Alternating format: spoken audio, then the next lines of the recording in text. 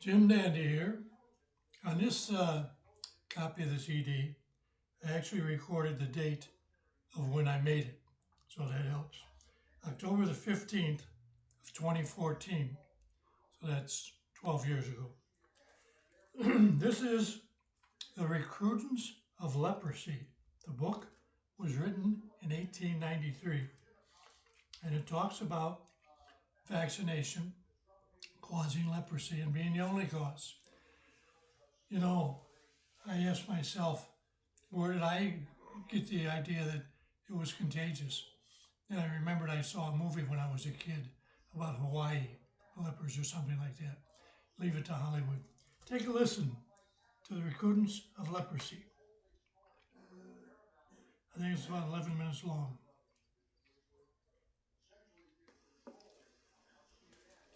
Vaccination causes leprosy and other diseases. This is from the book, The Recrudescence of Leprosy and Its Causation, by William Teeb, 1893. Page 58. In all the French colonies, vaccination has been prosecuted with rigor and has been followed by the increase of leprosy, just as in England the increase of infantile syphilis is due to arm-to-arm vaccination, as shown in the third report of the Royal Commission on Vaccination. Page 87. Dr. William B. Atkinson, Secretary of the State Board of Health, Philadelphia, in diagnosing the case of John Anderson, a Swedish leper, observes that there is no danger of contagion except by inoculation. Dr. Shoemaker of Philadelphia says, leprosy is only contagious through inoculation. Dr. John L. Mears, Medical Superintendent of San Francisco Board of Health, says, although this disease, leprosy, may not be contagious in the ordinary acceptation of that term, we are satisfied that it is communicated by inoculation. Doctors Fox and Graham reported the transactions of the American Dermatological Association for 1893, page 197. As a result of their combined investigations, that leprosy is contagious by inoculation, and there is no reason for believing that it is transmitted in any other way. Page 97. To the question, is leprosy inoculable? Sir William Moore, KCIE, late Surgeon General, Bombay Staff, Honorable Physician to the Queen, says, Professors Damask and Kolber proved by an experiment that leprosy may be communicated to animals by inoculation. Page 105. In reply to a communication which I addressed to the superintendent of the leper asylum Bergen, which institution I visited in 1889, Dr. G. Armer Hansen, the physician general of leprosy in Norway, the discoverer of the Bacillus lepra, says, I think leprosy to be inoculable. I moreover think that leprosy in most cases is transferred by inoculation. Page 121, Dr. W. Monroe, in his work on leprosy, quotes a series of cases to show that leprosy is spread by contagion, but explains in page 80 the wide interpretation he gives to this much misunderstood word.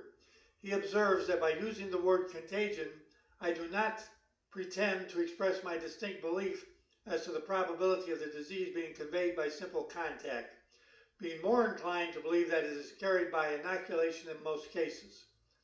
Page 160. According to the report of Surgeon J.R. Tyron of the United States Navy, leprosy has spread from year to year in Hawaii and has increased to a marked degree since the indiscriminate and careless vaccination practiced during the severe epidemic of smallpox in 1853. Medical and Surgical Memoirs, 1887, Volume 2, page 1252 by Dr. Joseph Jones, President of the State Board of Health, Louisiana. Page 178-179, in the report of Dr. H.W. Blank, Professor of Dermatology and the Chief Sanitary Inspector for the City of New Orleans, November 27, 1889, addressed to the President of the Board of Health for the state of Louisiana, where leprosy has been provokingly prevalent, it is stated that leprosy, syphilis, and tuberculosis are transmitted by vaccination. Page 183, The Statesman of Calcutta, August 22, 1891, commenting upon the resolution on the statistical returns of vaccination in Bengal for 1890. It has been stated that one of the greatest objections to vaccination among the natives of India and other Oriental peoples is that diseases such as leprosy and other terrible blood diseases have been inoculated with the vaccine virus. Page 201. Dear Mr. Teeb, upon the connection between vaccination and leprosy, I hold a very strong opinion. Apart from the opportunities which I have had in Egypt, Palestine, and elsewhere of studying leprosy in the mass, I think my extensive researches into the minute pathology of the disease, as evidenced by the papers published in the Pathological Transactions for 1879 and the Archives de Physiologique for 1882, warrant me fully in expressing a firm conviction on the subject. On pages 88 and 90 of the latter work, I refer to the relations between vaccination and leprous infection, only, however, to show the difficulty of connecting the two in the history of the case. Taking all the factors into consideration, I hold that in the cases of leprosy, I was then investigating the disease was conveyed through vaccination. I further believe in the majority of cases of leprosy developing in children, the leprous infection is transmitted along with the vaccine virus. In adults, on the contrary, I have had evidence that leprosy is often conveyed along with syphilis, and this taken in connection with vaccinal infection in the young has led me to suggest the following explanation of infection in leprosy. Hitherto, all untainted evidence has shown that leprosy cannot be inoculated per se into a healthy body. Combined, however, with the virus of the smallpox, syphilis, or other diseases, it seems to be easily transmissible into the system, and it is in this direction that future investigations should be pursued.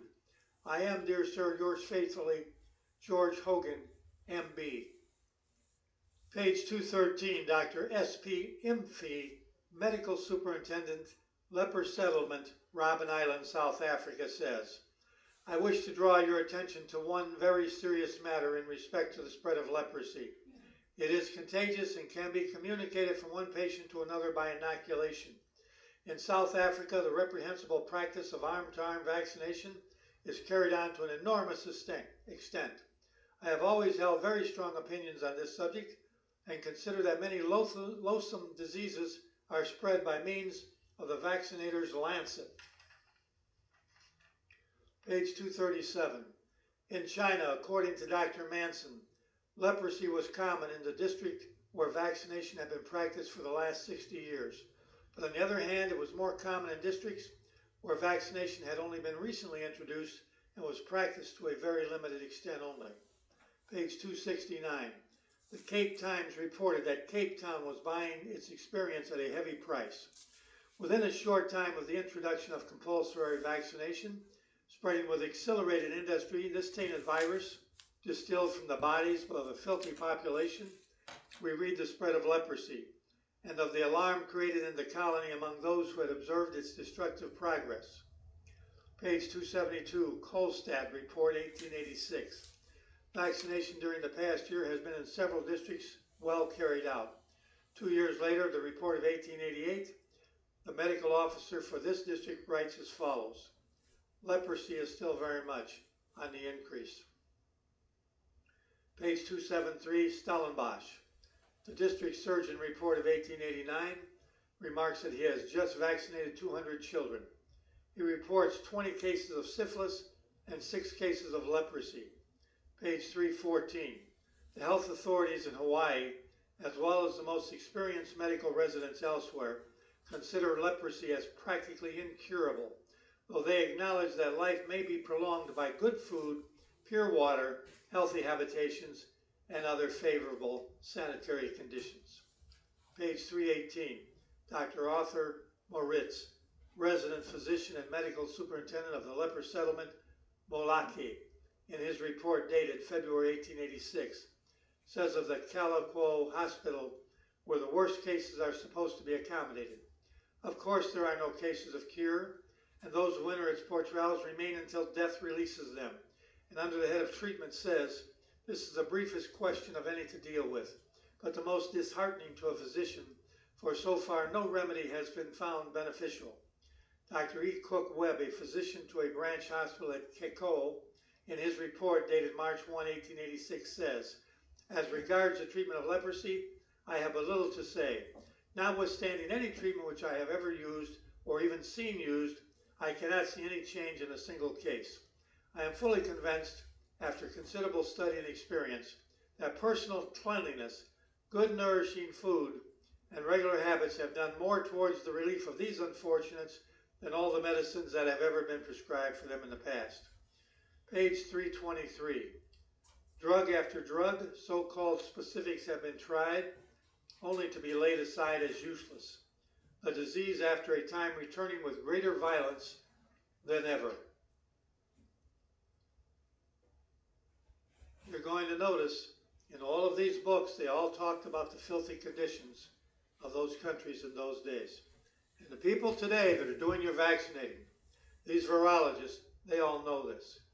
This information has been deliberately suppressed. These books are very difficult to find. You may find them on eBay if they haven't been sucked up by the pharma corporations. But this is the truth. This is the information that will set you free. With this information, we will not rock this vaccination boat. We will sink it, and perhaps a few virologists with it. Thank you for listening. Please share this information with everyone that you can. Have a great day. Yeah, they are hard to find. In fact, I sold my copy many years ago. I needed the coin, but I sold it to a lady in another country. You can get my book, either Anti-Vaccinator's Bible or Shots of Truth, Real Science on Amazon. Put in my name. It's the same book, two different titles for obvious reasons.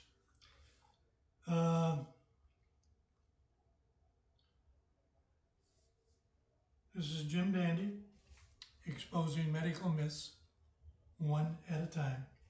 I'll see you on the next CD. Oh, by the way, I sold a lot of my books, but I copied them on the CD form, and I made CDs with all this stuff.